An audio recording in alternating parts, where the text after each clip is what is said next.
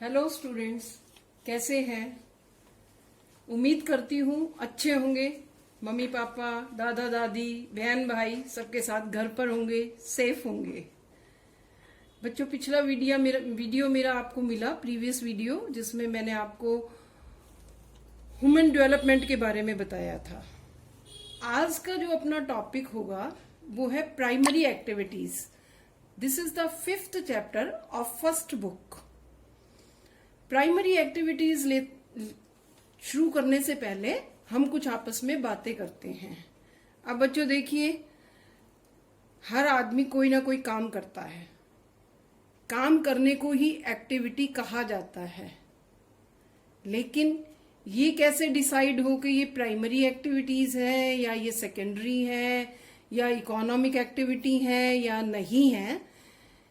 साथ में इसमें हम पढ़ेंगे इकोनॉमिक एक्टिविटीज के meaning, types of economic activities कौन कौन सी होती हैं, हंटिंग एंड गैदरिंग, और जो है इसमें कौन कौन से एरियाज हैं, और जो है इसके बाद पास्टोरलिज्म। पास्टोरलिज्म में हम पढ़ेंगे इसकी टाइप्स और इनमें आपस में डिफरेंस। आज हम सिर्फ इतना ही पार्ट पढ़ पाएंगे।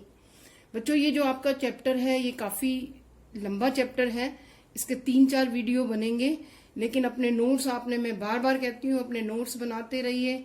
आपको अगर कोई भी दिक्कत आती है तो आप मेरे से फोन करिए, व्हाट्सएप पर मैसेज करिए, ग्रुप में मैसेज करिए। नंबर फिर से मैं बता रही हूँ, जो बच्चे मुझसे बाद में जुड़े हैं उनके लिए या नहीं जुड़े हैं उनके लिए माई मोबाइल नंबर इज 9416139552 है। और जो है इस पर मुझे कॉल करके आप कभी भी अपनी कोई भी प्रॉब्लम हो वो शेयर करिए। तो let us start our lesson primary activities.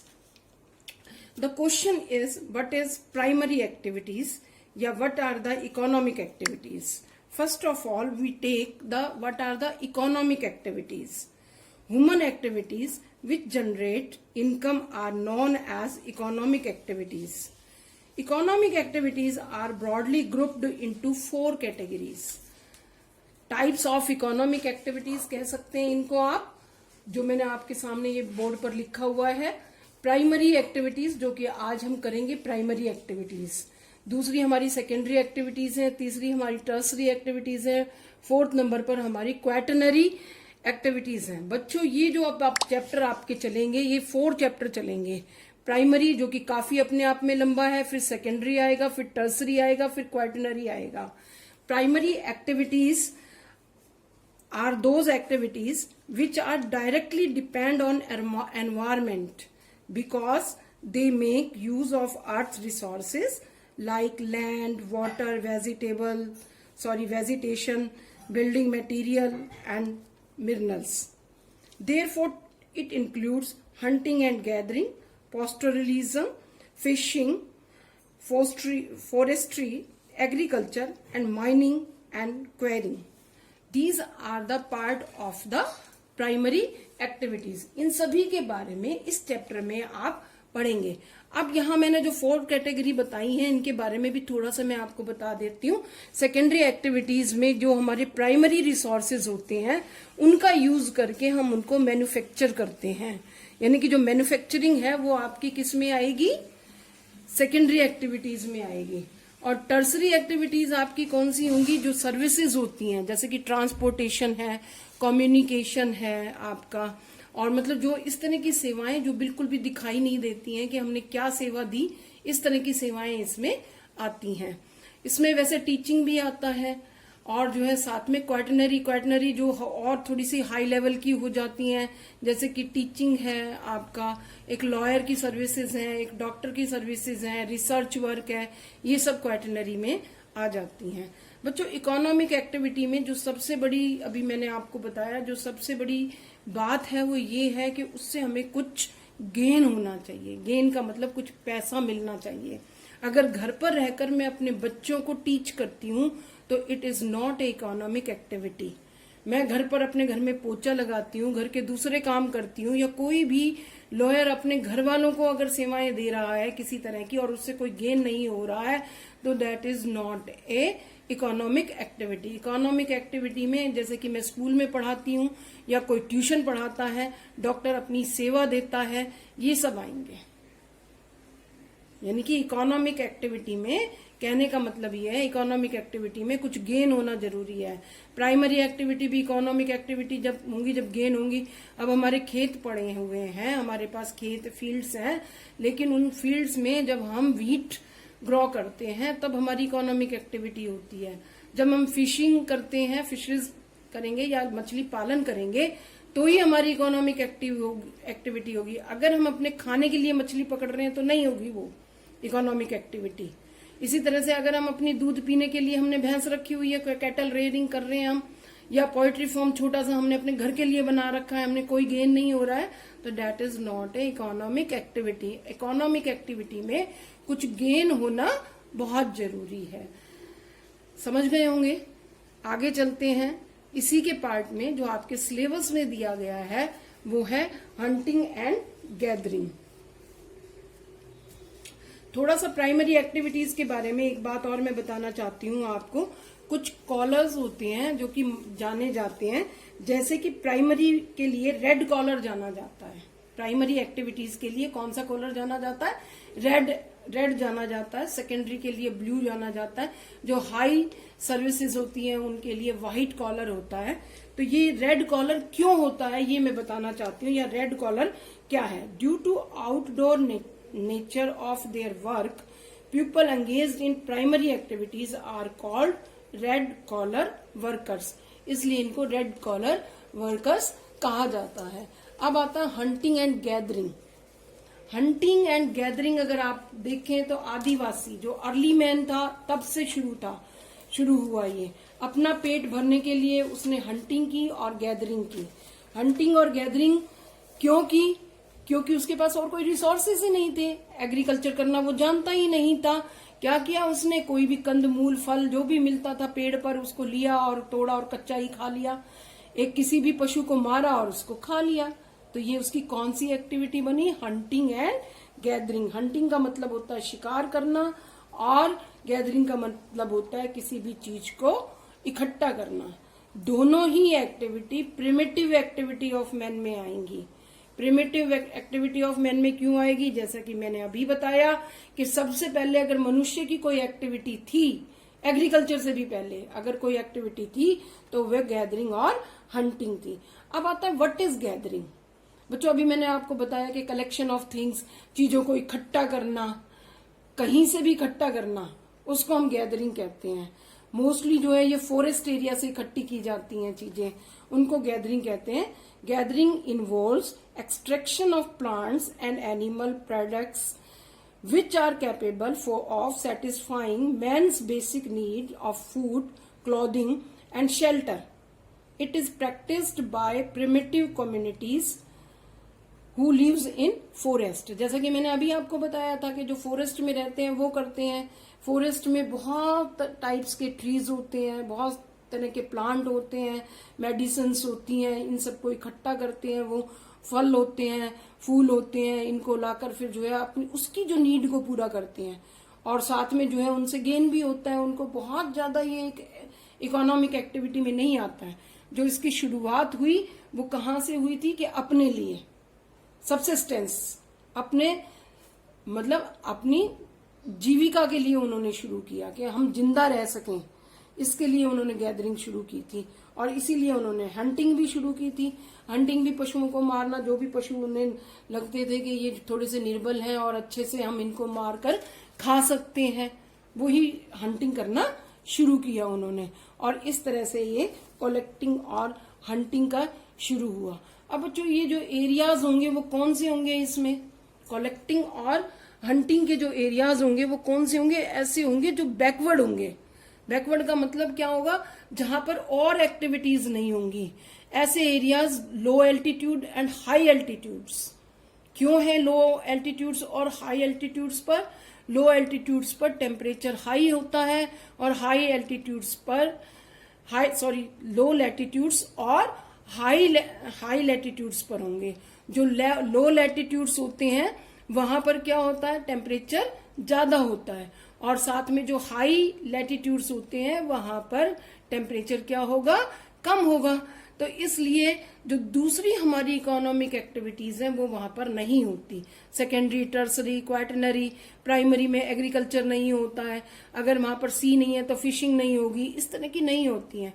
वो क्या होते हैं, फॉरेस्ट एरिया होते हैं। अब बच्चों जैसे कि अमेजन, जो मैंने सामने लिखा हुआ है अमेजन बेसिन, अमेजन बेसिन जो कि साउथ अमेरिका में है, बड़ा वेल नॉन प्लेस हो गया है आज के टाइम में। आपने भी सुना होगा, मैंने क्लास में भी बताया था कि यहाँ पर फॉरेस्ट फायर हो गई।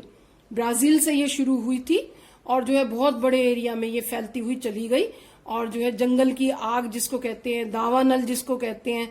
अब देखो वहां पर जब ट्रीज हैं, प्लांट्स हैं, तभी तो आग लगी ना, और वहां पर ट्रीज हैं तभी किसका काम होता है, वहां पर गैदरिंग का काम होता है। वहां पर गैदरिंग यानी कि पेड़ों से चीजों को इकट्ठा करना, लाख, गोंद, लकड़ी, मेडिसिनल प्लांट होते हैं कुछ, उनसे मेडिसिन, गोंद, इस तरह की चीजें को जो है इकट्ठा किया जाता है। इसके बाद जो है इसके जो एरियाज हैं वो है नॉर्दर्न कनाडा, ये northern Eurasia, Amazon basin, जायरे basin जो कि इक्वेटर के पास है बिल्कुल, और जो है यहाँ पर हाई टेम्परेचर रहता है जिसके कारण से, और बहुत हाई रेनफॉल होती है। यहाँ पर एवरग्रीन फॉरेस्ट मिलते हैं जिसके कारण से बहुत सारे यहाँ पर ट्रीज हैं और ये चीजें मिलती हैं। एवरग्रीन फॉरेस्ट आपने पढ़े हैं अपनी छोटी क्लासों में भी। और सेंट्रल अफ्रीका, ये वाले प्लेसेस हैं जहां पर जो है गैदरिंग का काम ज्यादा होता है। अगर हम अपने इंडिया की बात करें, हमारे यहाँ गैदरिंग का काम कहाँ होगा, तो हमारे यहाँ होगा अरुणाचल प्रदेश में, नागालैंड में, मणिपुर में, मिजोरम में, मेघालय में। क्यों? क्योंकि सारे के सारे कैसे एरिया है, हिली एरिया है, और साथ में क्या है, यहाँ पर फॉरेस्ट है। और इसी तरह से थोड़ा सा मध्य प्रदेश में भी है, छत्तीसगढ़ में भी है, यहाँ भी फॉरेस्ट है, तो यहाँ पर भी ये काम होता है। अब बच्चों जो नेक्स्ट टॉपिक मैं ले रही हूँ वो ले रही हूँ पास्टोरलिज्म। थोड़ा सा उससे पहले ये और बताना चाहूंगी, गैदरिंग इन मॉडर्न टाइम। अब देखिए जो मॉडर्न टाइम है उसमें गैदरिंग की वैल्यू बहुत ज्यादा तो नहीं बढ़ी है, लेकिन फिर भी बढ़ गई है, जो कि पहले कुछ भी नहीं थी। कुछ ऐसी प्रीशियस चीजें होती हैं जो कहाँ मिलती हैं, फॉरेस्ट में ही मिलती हैं, उनको बाहरी लोग खरीदते हैं और काफी अच्छी कीमत पर खरीदते हैं। तो वहां पर रहने वाले जो आदिवासी होते हैं या वहां की जो जनसंख्या होती है वो इनको इकट्ठा करती है, और साथ में लाकर जो बाहरी दुनिया है, जो मॉडर्न पॉपुलेशन है, जो मॉडर्न मार्केट्स हैं, उनमें लाकर इनको बेचती है। लेकिन फिर भी इनकी डिमांड बहुत ज्यादा नहीं है। डिमांड कहाँ पर होगी, यानी कि अगर एवरग्रीन फॉरेस्ट की बात करें तो एवरग्रीन फॉरेस्ट क्योंकि हार्ड इनकी वुड होती है, नहीं है, थिकली ग्रोइंग होते हैं, नहीं है।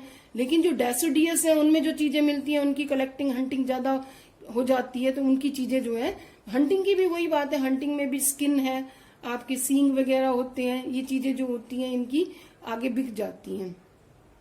इसके बाद जो नेक्स्ट टॉपिक होगा वो होगा हमारा पास्टोरलिज्म। The question is, what is pastoralism? Man learned domesticating animals after he learned gathering, collecting and hunting. He started grazing and rearing different types of animal such as cattle, sheep, goats, etc.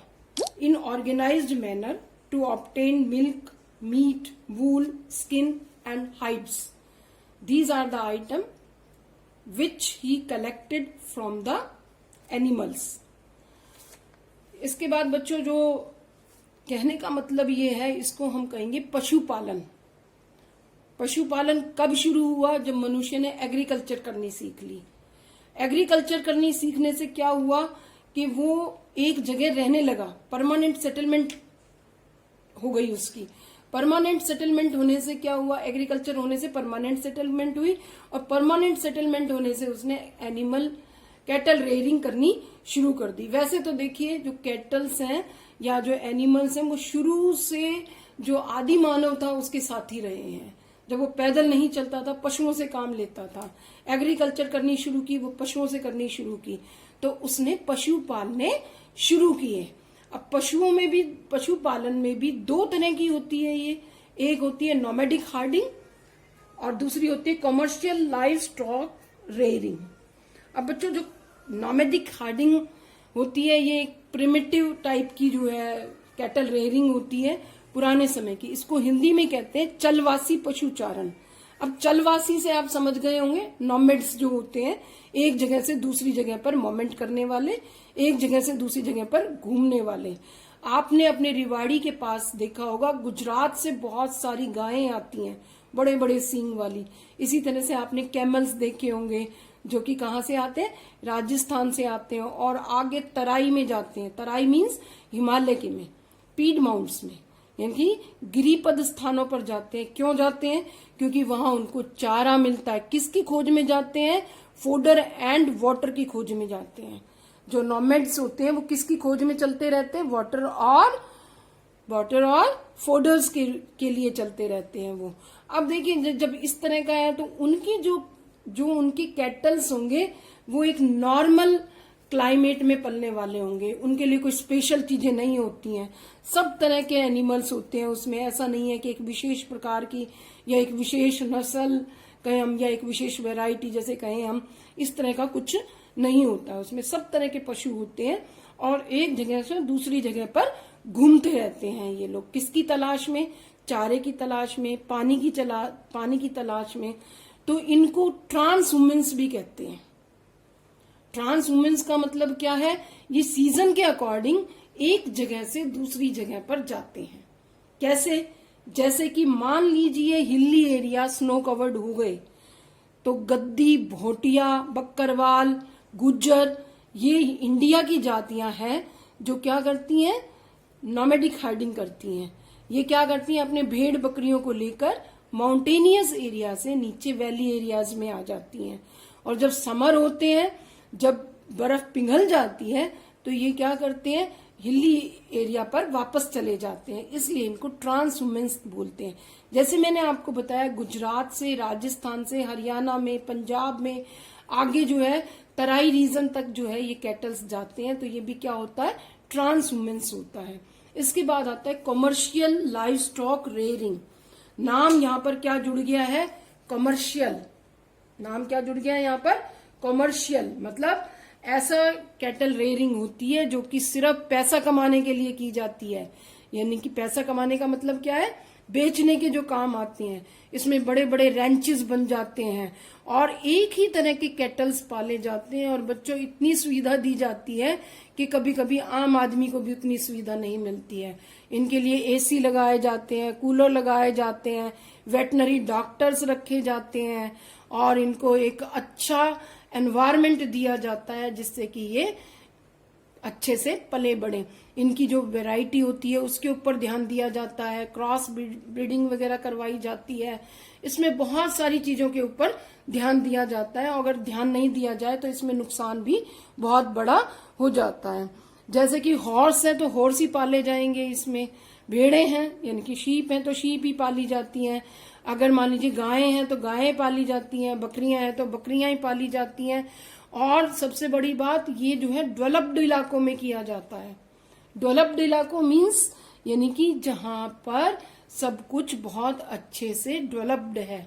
ये 5 areas में आपको बता रही हूं जहां ये होती है, जिसमें वेल्स कहाँ है? अफ्रीका में, साउथ अफ्रीका में। पेम्पास कहां पर है? अर्जेंटीना में, साउथ अमेरिका में। स्टेपीज कहां पर है? रशिया में। प्रेरीज कहां पर है? यूएसए में, यानी कि नॉर्थ अमेरिका कह सकते हो इसको आप, थोड़ा सा कनाडा का पार्ट भी आएगा इसमें। और डाउन्स कहां पर है? ऑस्ट्रेलिया में। सारे के सारे जो है डेवलप्ड इलाकों में होते हैं। क्यों? क्योंकि इनके ऊपर पैसा, इन्वेस्टमेंट बहुत ज्यादा की जाती है, बड़े बड़े फॉर्म होते हैं। और जो प्रेरीज होते हैं वहां तो बड़े बड़े पार्सल्स बनाए जाते हैं। किसके? ग्रास के। ये ग्रास लैंड भी हैं। वैसे प्रेरीज को बाउल ऑफ व्हीट भी कहते हैं। क्यों? क्योंकि फर्टिलिटी बहुत ज्यादा है वहां पर, तो व्हीट बहुत ज्यादा होता है वहां पर। इसी तरह से पेम्पास बहुत फर्टाइल प्लेन एरिया है इसका, साउथ अमेरिका में, अर्जेंटीना में बहुत ज्यादा व्हीट होता है। यहाँ भी स्टेपीज में भी बहुत ज्यादा व्हीट होता है। और इस तरह से जो है फोडर मिल जाता है बहुत अच्छा, और साथ में ग्रास, लॉन्ग ग्रास होती है यहाँ पर, जो कि कैटल्स के लिए बहुत ही अच्छी मानी जाती है। तो बच्चों जो है यहाँ पर क्या होते हैं, जो मैं बता रही थी, प्रेरीज में बड़े बड़े पार्सल बना लिए जाते हैं और उनको अलग अलग टाइम पर यूज किया जाता है। पहले एक पार्सल को कैटल के लिए यूज किया जाता है, जब वो खत्म हो जाता है तो दूसरे पार्सल में कैटल्स को लेकर जाते हैं, फिर नेक्स्ट में लेकर जाते हैं, फिर नेक्स्ट में लेकर जाते हैं। हाई टेक होता है सब कुछ। जो दूध निकालने का प्रोसेस होता है, मिल्क मल्चिंग जिसको कहते हैं, उस मल्चिंग ऑफ मिल्क जिसको कहते हैं, उसमें भी जो है क्या होता है, मशीनों से काम होता है। सब कुछ मशीनों से होता है, कुछ भी हाथ से नहीं किया जाता। क्योंकि जो ये एरियाज मैंने बताए सारे के सारे बहुत कम पॉपुलेशन वाले हैं, थिकली पॉपुलेटेड एरिया नहीं है कि यहाँ पर लोगों को रोजगार मिले तो आपको लेबर मिल जाएगा। यहाँ सब कुछ मैकेनाइज्ड है। और साथ में बच्चों मैं बार बार आपको बता रही हूँ कि यहाँ पर बड़ी बड़ी मशीनों का प्रयोग किया जाता है, एसी का भी प्रयोग किया जाता है और एयर कंडीशनर का प्रयोग किया जाता है। बड़े बड़े जो एसी यानी कि और बड़े बड़े रेफ्रिजरेटर्स का यूज किया जाता है। क्यों?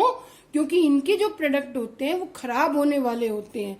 उन प्रोडक्ट्स को सेव करके रखना और साथ में उनका एक्सपोर्ट करना, इसके लिए उनको रेफ्रिजरेटर्स की जरूरत पड़ती है। अब आता है कि दोनों के बीच में कंपैरिजन, नोमैडिक हार्डिंग और कमर्शियल लाइफ स्टॉक के बीच में कंपैरिजन में अभी जो मैंने आपको दोनों की बातें बताई हैं वही है बच्चों। नोमैडिक हार्डिंग में मैंने आपको बताया कि ये वाले प्लेसेस जो है ऐसे प्लेसेस होते हैं, जलवासी चरवाहे होते हैं जो एक जगह से दूसरी जगह पर घूमते रहते हैं। सब तरह के पशु होते हैं, नेचुरल ग्रोथ होती है उनकी, कुछ भी उनको अच्छे से नहीं दिया। जहां पानी मिला वहां पानी पिला लिया, जहां फोडर मिला वो फोडर खिला लिया। इस तरह से इसमें जो है क्या होता है, ये सब्सिस्टेंस नोमैडिक हार्डिंग कहलाएंगी। सब्सिस्टेंस का मतलब अपने गुजारे के लिए। और कमर्शियल लाइफ स्टॉक जो है वो कहाँ की जाती है, एक तो डेवलप्ड एरिया में की जाती है और ट्रेडिंग के लिए की जाती है, ये पैसा कमाने के लिए की जाती है। ये पिछड़े हुए इलाकों में की जाती है और ये किस में की जाती है, डेवलप्ड इलाकों में। जैसे मैंने बताया कि वेल्ड्स है, पेम्पास है, स्टेपीज है, प्रेरीज है, डाउन्स है। ये कौन से हिली एरियाज में है, टुंड्रा में है, ये जायरे बेसिन की तरफ है या सहारा डेजर्ट की तरफ है। ये अलग अलग एरिया के अलग अलग एनिमल्स होते हैं। कहीं पर कैमल्स होंगे तो कहीं शीप होंगी, कहीं जो है काव होंगी, इस तरह की, कहीं जो है गॉट होंगी, इस तरह के अलग अलग वो होते हैं।